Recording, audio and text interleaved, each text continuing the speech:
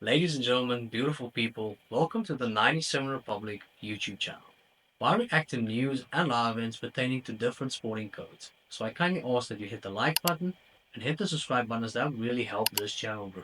And to ensure you don't skip a beat, click the notification bell as well. That way you can guarantee that you don't miss any of the action. Alright? So let's go.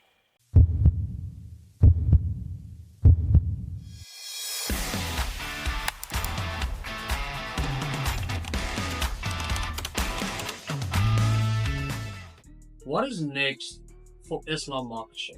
Not only pertaining to who Islam should be fighting next, but at what weight should Islam's next fight be at? Now, before I dive into this conversation, I do have a question for the audience. And I would really appreciate it if you would type your answer in the comment section of this video. And the question is, who's the greatest lightweight the UFC has ever seen? Who's the greatest lightweight in the UFC's history? And the reason I ask this question is for some reason nobody else did.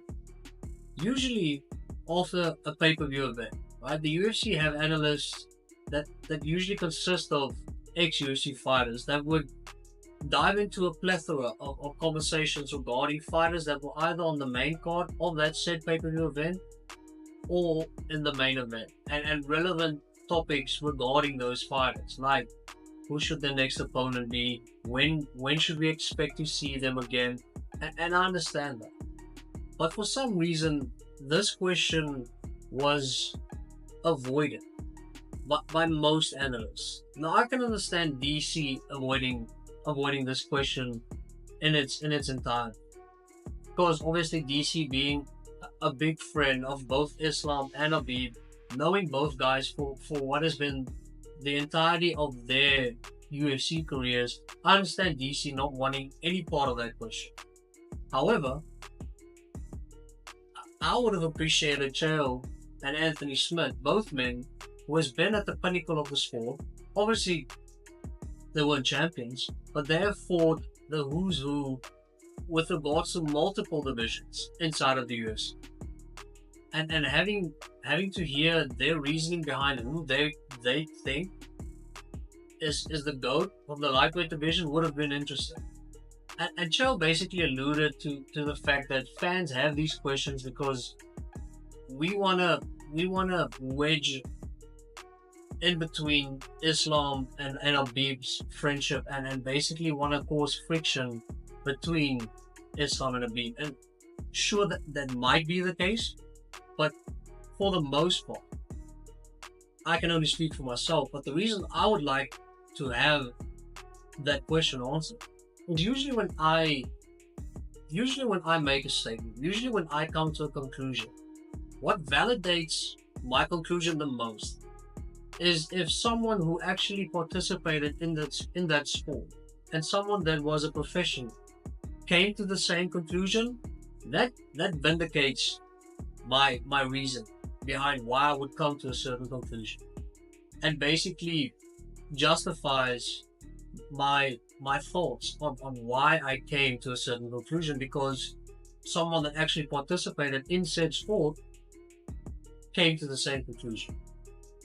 And when talking about GOATs, not the ones from New Zealand, when talking about greatest of all times with regards to any sport, the main topic of discussion is consistency.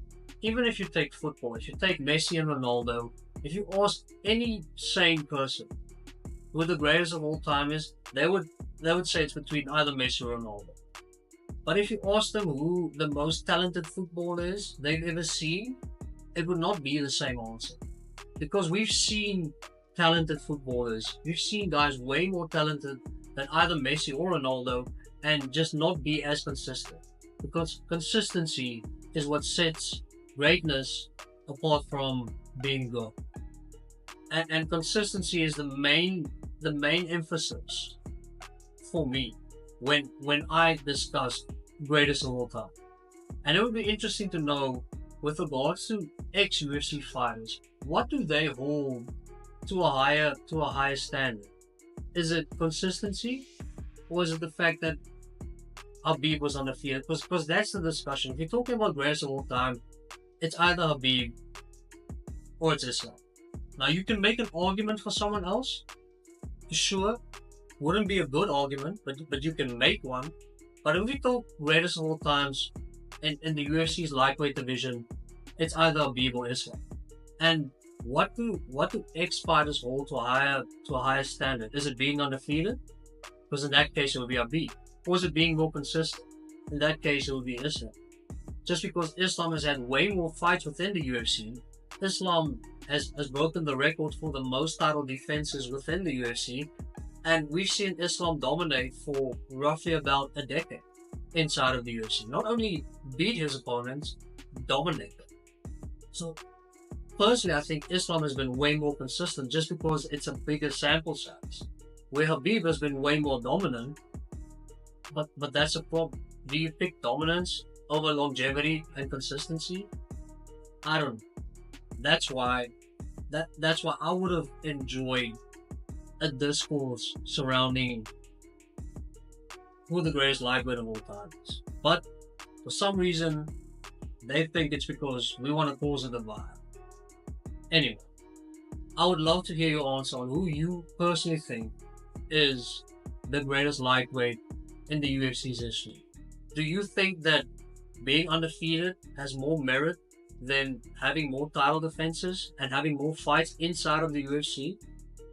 Let me know. Now, with regards to Islam's next opponent, and where does Islam go from here? Now, if Islam's next fight was to be in the lightweight division, it is safe to assume his opponent will not be Arman Sarukian. Dana White being visibly upset with how this whole situation played out, and basically alluded to the fact that Arman would have to go back in line for the number one contender spot. Now, it's not as bad as it seems. It would probably take Arman 2 fights to be back to where he was prior to UFC 311 as the number one contender. But if his back pain, if the severity of it is damning, and he might need to be operated on, it's safe to say it might take a few years before we see this fight there.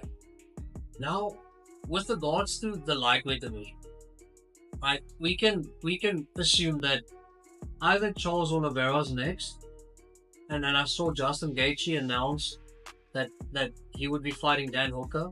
So either Charles will be next, or the winner of Dan Hooker and Justin Gaethje fights Charles for the number one contender spot. That fighter would be next. But I think it might be a while before we see Islam in the lightweight division. Now, Islam basically came out and said that if the UFC told that he could move up to 185 and fight for the middleweight championship, he would do that. Because Islam said that before he ever retires, he would like to be a double champ. The coveted double champ status, Islam aspires to be a double champ one day. Now, obviously, Islam will not face Bilal because them being friends, and because Islam would just not want to potentially take away a belt from a friend, right? So Islam said that he would 100% be willing to go up to 185. Against Dricus, against Sean, against Hamza. And Hamza heard this, and when they asked Hamza on his opinion about this subject, Hamza said that Islam's going to struggle. Like, it would not be easy for Islam to go up to 185 and fight the creme de la creme of the 185 division.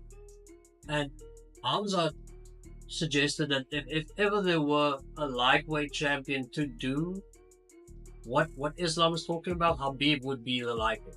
Just because Habib is a naturally bigger lightweight, and because of Habib's dominance and having that dominant wrestling style, Habib might have stood a decent chance. But Islam, you are fighting guys at 185 that are huge. And guys like Sean, Dricus, Hamza, they weigh and fight at 185. I can guarantee that that on fight night, they are above 200 pounds. Easy. Easy. So, would you wrestle them? They'd have the strength advantage. They probably have the cardio advantage as well because their body is traumatized to that weight division. Is he going to strike with Sean? Is he going to strike with Dickus? Some room for thought. Just wouldn't suggest it. If I was Islam's manager, if I was Ali Abdulaziz, I would not say Islam, the middleweight division, go for it. Would not suggest it. But if Shavkat Rakhmonov were to beat Bilal Muhammad in the welterweight division and be the next welterweight champion, we might see Islam versus Shavkat Rakhmonov for the welterweight belt. And that fight could probably feed an entire generation. That fight would be a spectacle, right? Cinema. Just an event to behold. It would be incredible. So 100% for Shavkat versus Islam. Now, obviously, if they weren't friends, Islam versus Bilal would have been a good fight as well. Right? Bilal has really good wrestling. He is, a pressure fighter where he throws a lot of punches. Not necessarily the hardest punches, but a lot of volume in his strikes. Really good wrestling. Seeing him versus Islam would have been good. Definitely would have enjoyed it. But Islam versus Shavkat, we are talking about a generational fight. We are talking about two opponents that are so level in terms of ability, in terms of wrestling, in terms of striking, that it would record numbers. So I'd suggest, right, have Bilal and Shavkat fight for the welterweight belt. I think Bilal mentioned something about May, June, which is basically a year off from when he beat Leon. We could ask for more activity. We could. So I'd say have that fight in March, maybe April. Shavkat versus Bilal. Winner of that fight, let's say Shavkat, hypothetically speaking, Shavkat wins that fight. Make the fight. Islam versus Shavkat for the welterweight championship of the world will be generational.